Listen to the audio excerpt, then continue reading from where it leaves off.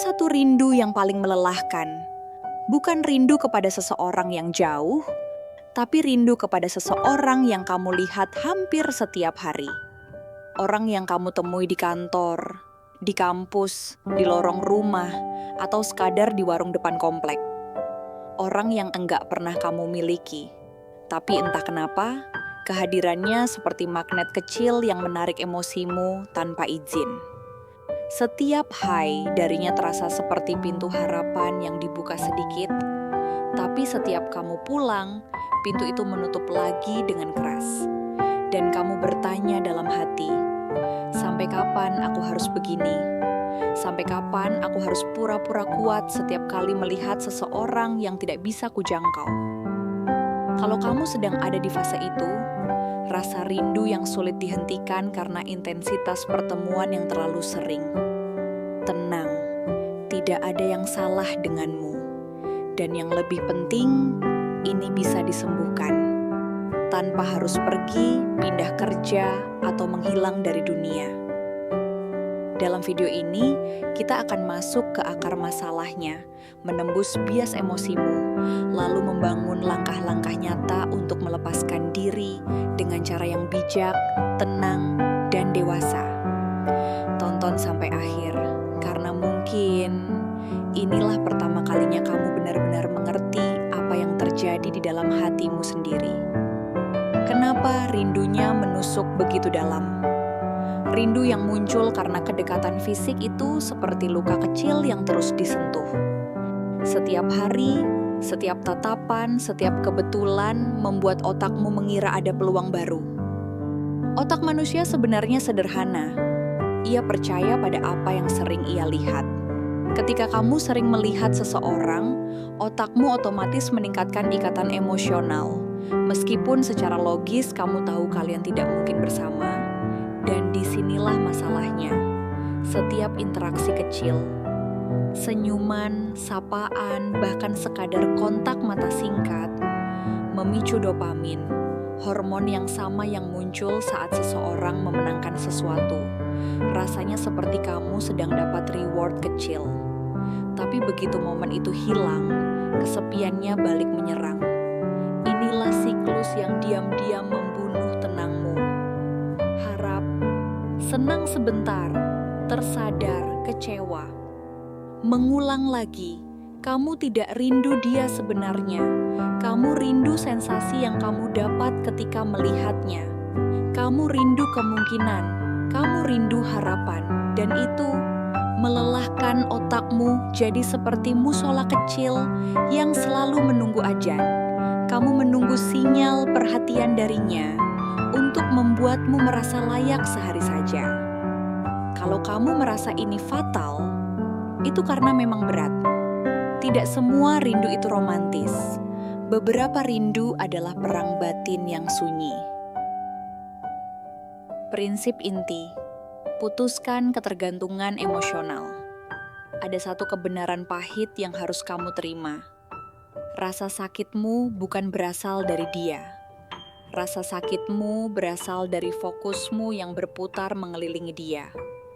Selama sumber tenangmu bertumbuh pada orang lain, kamu akan terus merasa seperti boneka yang ditarik ulur oleh keadaan. Emotional dependency. Itu nama sebenarnya. Itu terjadi ketika hatimu menaruh terlalu banyak makna pada sesuatu yang tidak pernah kamu miliki sejak awal. Jadi sebelum masuk ke solusi, aku ingin kamu duduk sebentar, tarik napas, dan renungkan ini. Selama ini aku menggantungkan rasa tenangku pada seseorang di luar kendaliku. Saat kamu benar-benar menerima ini, setengah dari rantai itu sudah retak. Yang tersisa adalah tindakan kecil yang pelan-pelan akan mematahkan sisanya. 5 langkah praktis untuk membebaskan diri dari rindu yang menyiksa. Langkah 1. Penerimaan radikal. Hadapi kebenaran tanpa drama. Penerimaan radikal bukan berarti pasrah. Bukan, ya sudahlah yang murahan. Penerimaan radikal artinya berhenti melawan kenyataan, tidak lagi menganalisis tatapannya, tidak lagi mencari makna dari gesturnya, tidak lagi mengandai-andai kemungkinan yang tidak nyata. Ini bukan tentang menyerah, tapi tentang berhenti menyiksa dirimu sendiri. Coba bayangkan, kamu sedang mendorong sebuah pintu beton. Semakin kamu mendorong, semakin kamu capek. Tapi pintu itu nggak bergerak sedikit pun. Penerimaan radikal adalah keputusan untuk berhenti mendorong, berbalik arah, dan mulai berjalan ke tempat lain. Mungkin yang tersisa awalnya hanya rasa pedih, tapi itu pedih yang benar, pedih yang mengantarmu ke penyembuhan. Langkah 2, jarak emosional.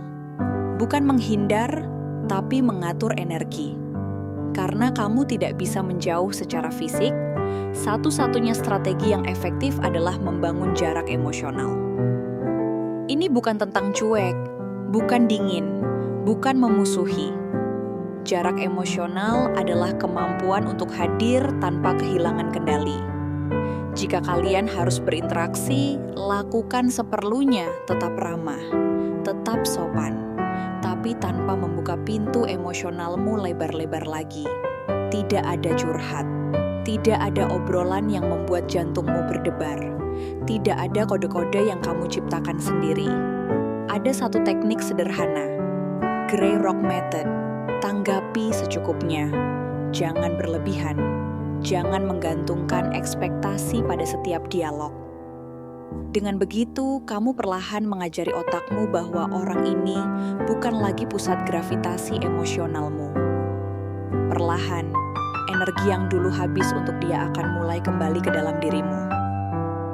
Langkah 3, isi hidupmu jangan sekadar sibuk. Banyak orang bilang, sibuk aja biar lupa. Tapi nyatanya, kamu bisa sibuk seharian tapi tetap kesepian saat malam tiba. Jadi langkah ini bukan soal sibuk. Langkah ini tentang mengisi kekosongan dengan sesuatu yang membuatmu hidup kembali. Hidupmu butuh makna, bukan distraksi. Coba tanya dirimu, apa hal yang dulu kamu sukai tapi kamu tinggalkan? Apa hal yang selama ini ingin kamu pelajari? Apa aktivitas yang membuatmu merasa berkembang? Mulai satu saja, tidak perlu banyak. Yang penting konsisten. Karena setiap aktivitas baru yang kamu bangun adalah fondasi baru identitasmu. Identitas yang tidak lagi berpusat pada seseorang yang sering kamu lihat, tapi pada dirimu sendiri. Tuliskan di komentar nanti. Aktivitas apa yang akan kamu mulai minggu ini? Kita bangun komitmen bersama. Langkah 4, bongkar fantasi yang kamu ciptakan. Ini bagian yang paling menampar. Kamu tidak merindukan orang itu. Kamu merindukan imajinasi tentang dia. Versi idealnya, versi tanpa cacat. Versi yang mungkin tidak pernah ada. Saat jatuh hati tanpa memiliki, otak kita cenderung hanya melihat sisi manisnya. Kita membuat versi mental yang sempurna dan menggantungkan seluruh harapan di sana. Sekarang waktunya mengembalikan semuanya ke realitas. Ambil kertas. Tulis semua kekurangannya, yang kecil, yang besar. Tulis hal-hal yang bertentangan dengan nilai hidupmu. Tulis risiko jika kalian benar-benar bersama. Tulis alasan objektif, kenapa situasi ini tidak berjalan. Lakukan dengan jujur, tanpa menghaluskan, tanpa menyembunyikan fakta. Setiap kalimat yang kamu tulis adalah satu paku yang membuka pintu ilusi. Semakin realistis gambaranmu, semakin kecil kuasanya atas emosimu. Langkah 5, rayakan kemajuan terkecil sekalipun. Ini perjalanan panjang. Dan ingat baik-baik, penyembuhan bukan garis lurus. Ada hari kamu kuat, ada hari kamu kembali rapuh dan menangis. Semua itu wajar. Semua itu bagian dari perjalanan manusia. Kuncinya adalah tidak menghakimi diri sendiri. Hari ini kamu berhasil tidak mencari-cari dia. Rayakan, hari ini kamu bisa bekerja tanpa memikirkan dia setiap 5 menit. Rayakan, hari ini kamu bisa tidur tanpa stalking sosial medianya. Rayakan, Setiap langkah kecil adalah bukti bahwa kamu sedang bergerak maju, meskipun pelan. Suatu hari nanti kamu akan melihat kembali perjalanan ini dan berkata, "Ternyata aku kuat juga ya. Ternyata aku bisa bangkit tanpa perlu seseorang untuk menolongku." Kesimpulan, kamu berhak tenang. Terjebak rindu pada seseorang yang sering kamu lihat adalah perjuangan batin yang diam-diam menguras segalanya. Tapi bukan berarti kamu tidak punya pilihan. Justru kamu punya kendali penuh atas bagaimana kamu menata kembali emosimu.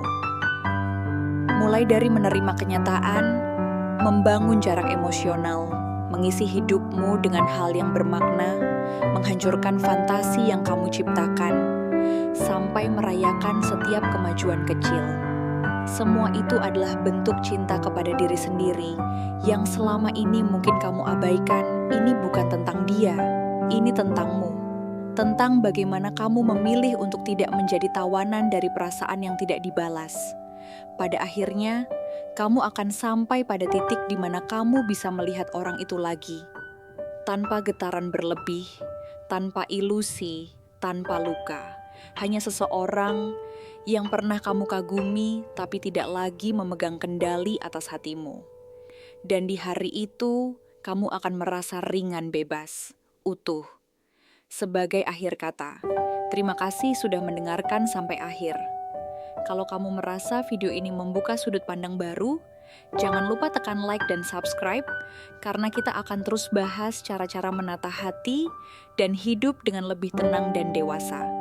Tulis di komentar, satu hal yang ingin kamu lakukan minggu ini untuk memulihkan dirimu.